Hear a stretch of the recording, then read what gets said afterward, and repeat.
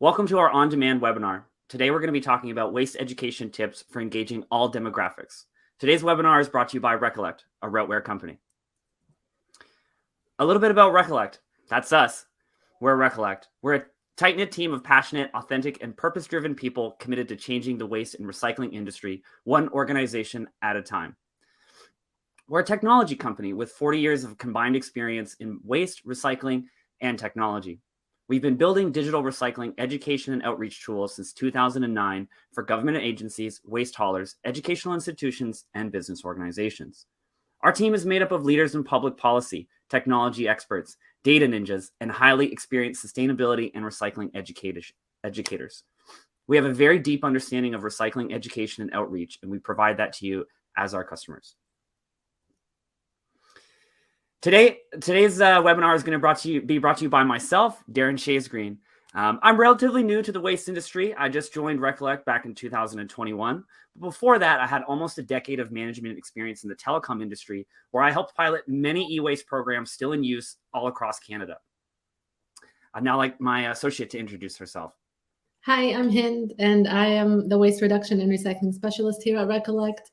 I've been with ReCollect for about 6 months, but prior to that, I have experience in the solid waste industry in both the private and public sector, in outreach and education, and in sustainability initiatives.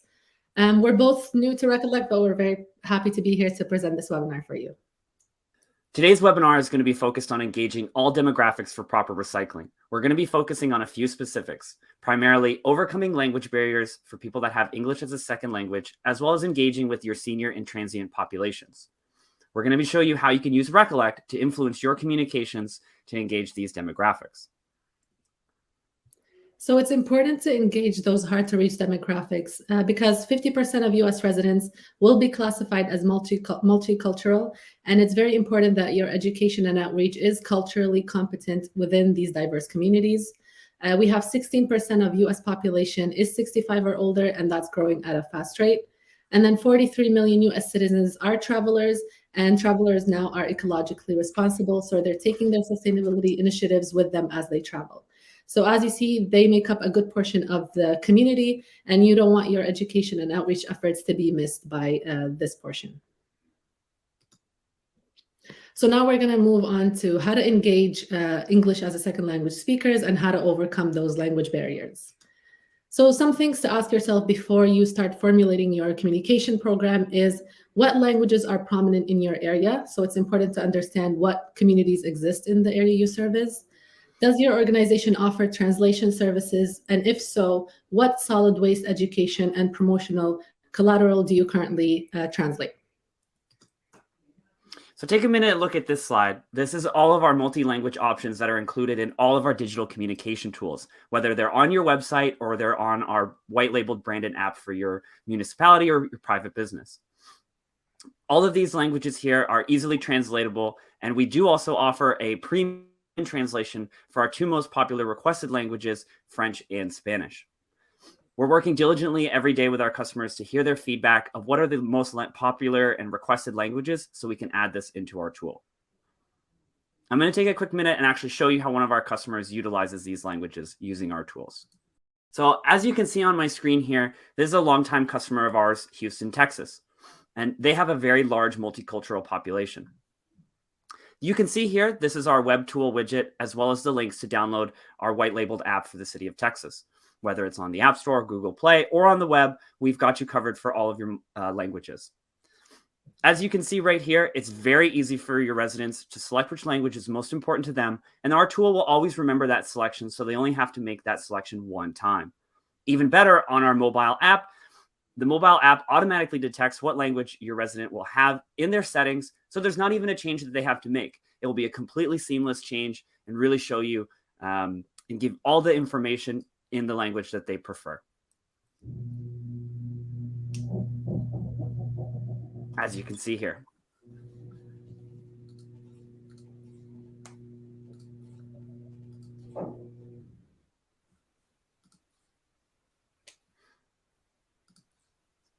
So when you are formulating your outreach and engagement plan, make sure you're engaging with multicultural media partners, newspaper, magazines, radio and TV stations. Form partnerships with community leaders, and centralize and localize your content on your website and app.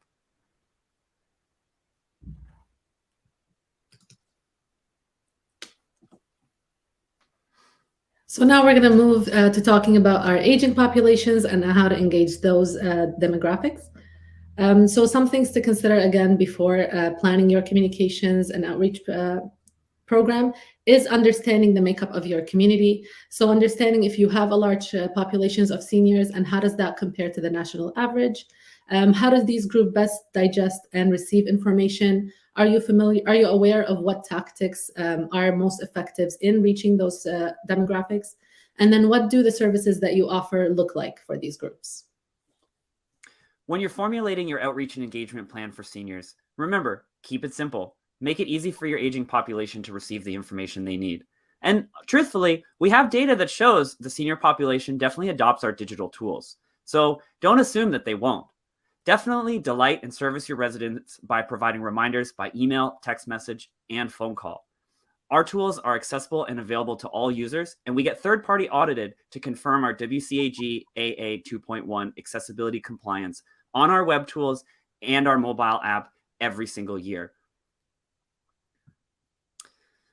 I'm now going to share my screen and kind of show you a quick example of our collection calendar, again, leveraging our customer, Houston, Texas.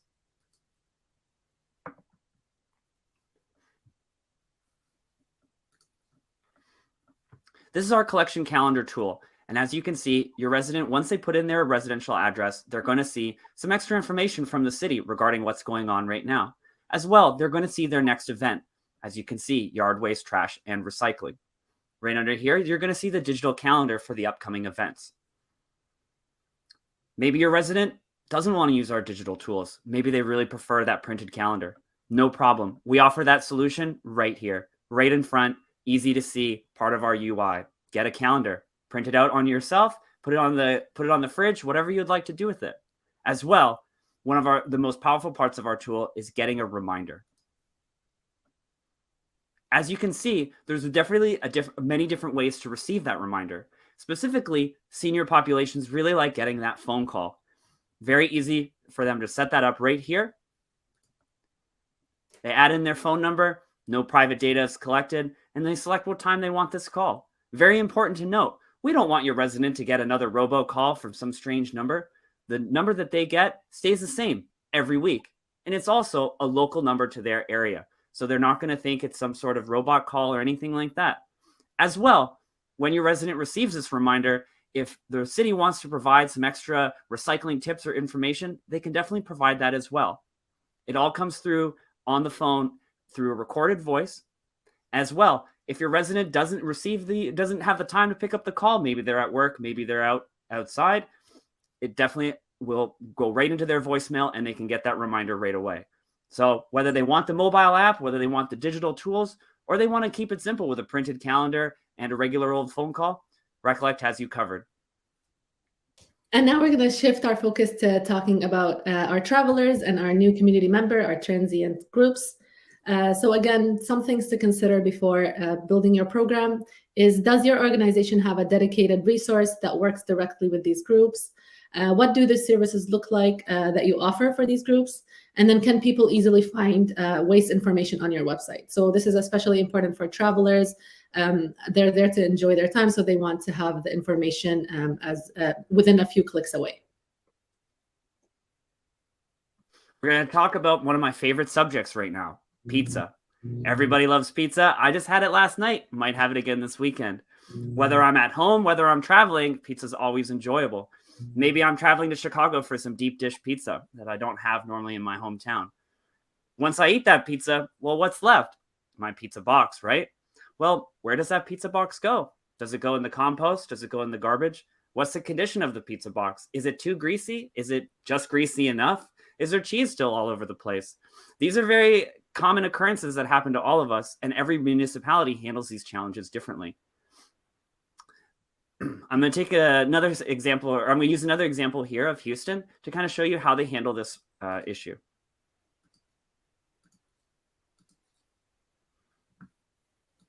So as you can see, I'm going to be utilizing our Waste Wizard tool with the example of our customer in Houston, Texas. As I search for pizza, it automatically comes down of whether I'm disposing the actual pizza itself or a pizza box that's greasy or a pizza box that's empty with no food residue. Your residents or travelers will be able to very quickly see where does the pizza go. As you can see, empty with no food residue can go into their green recycling cart. As well, you can include special instructions to make sure that if, as you can see, remove the top portion, maybe clean it more. Well, what do you do? Maybe the pizza box is too greasy. Well, let's take a look. As you can see, if it's too greasy, it just goes right into the trash. However, every municipality really handles this differently. Where I live, we do have an organics bin, and that's where this would go to be composted. However, as I mentioned, every municipality is different, and that's really the magic of our ReCollect tools is we work with you to make sure that your residents get the information that they need for your area.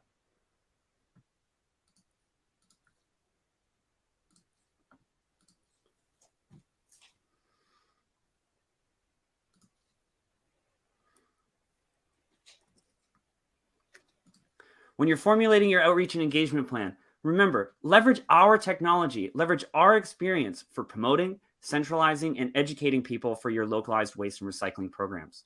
Make the information easy to find and accessible for people to self-serve.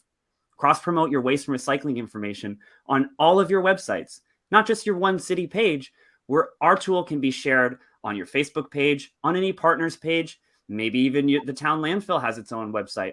We do not limit where our tool can go because we really want this information to be front and center so that all demographics can get this information easily, whether they live there full time, or they're just traveling for the weekend. We want this information to be easily accessible.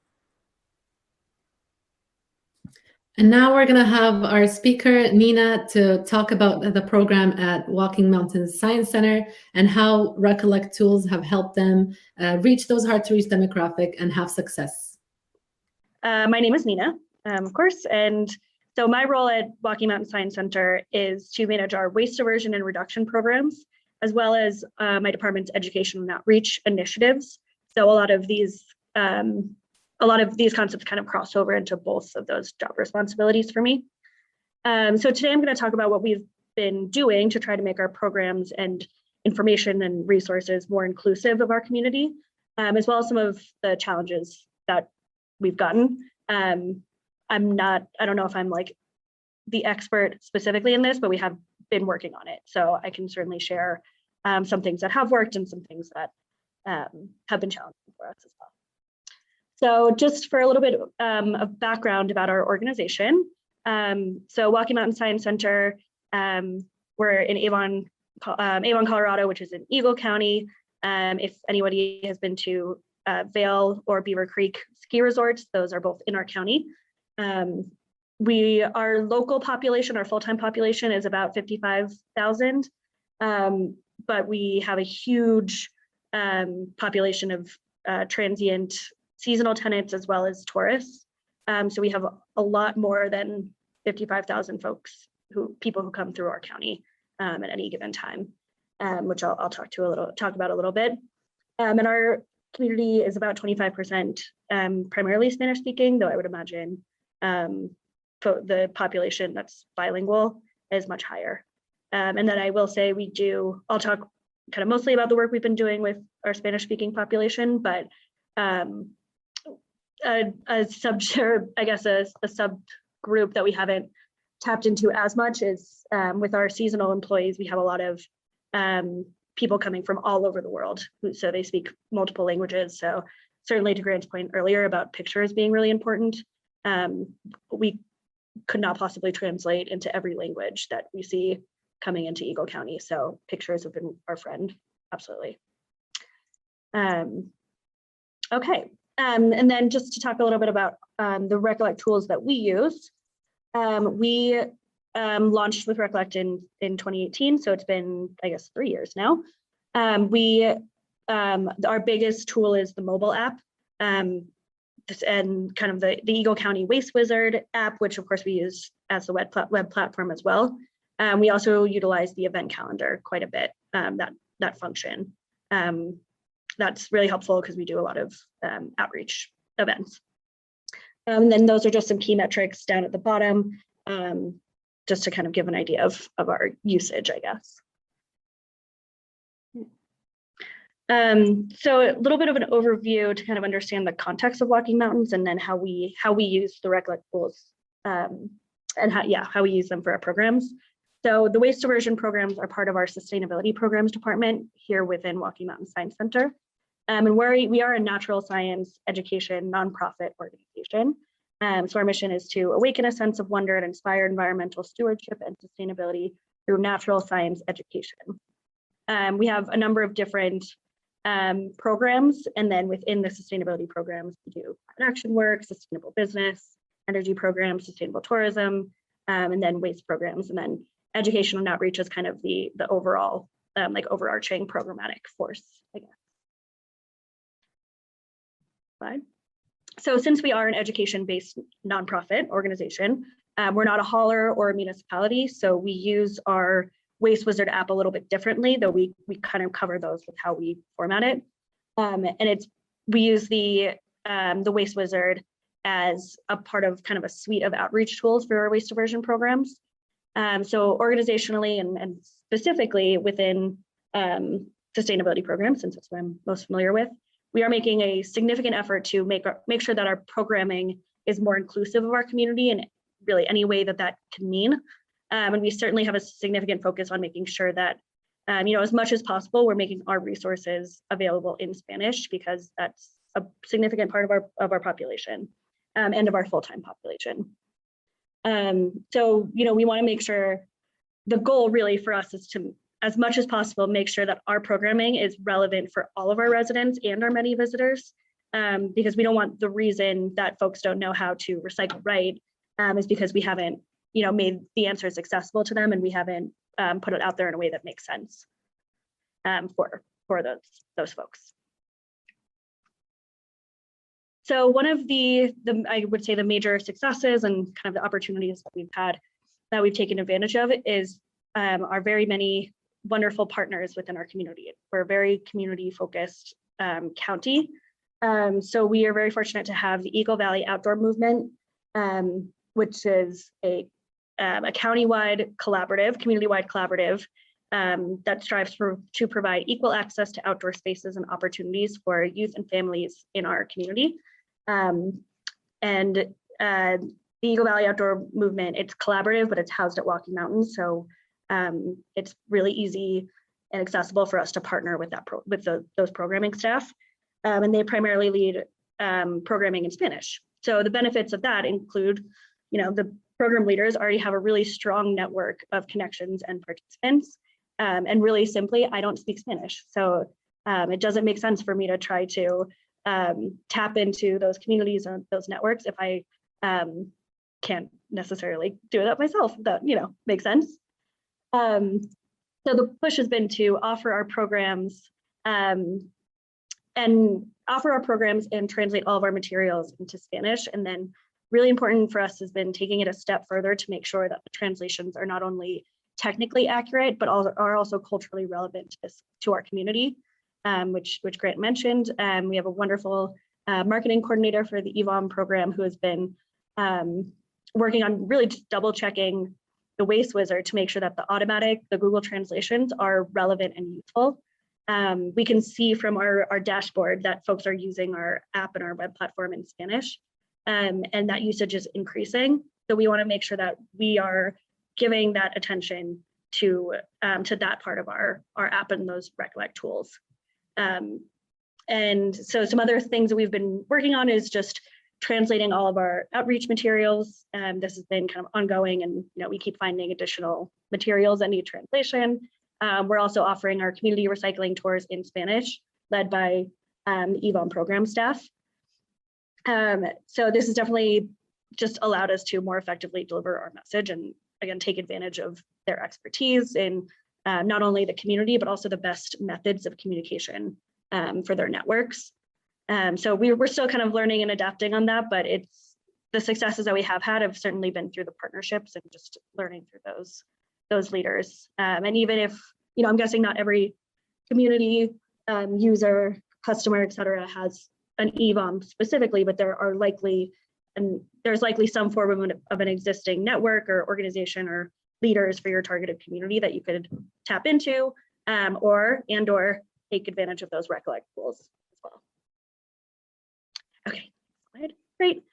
So as I mentioned, again, Eagle County has a huge population of visitors and transient staff.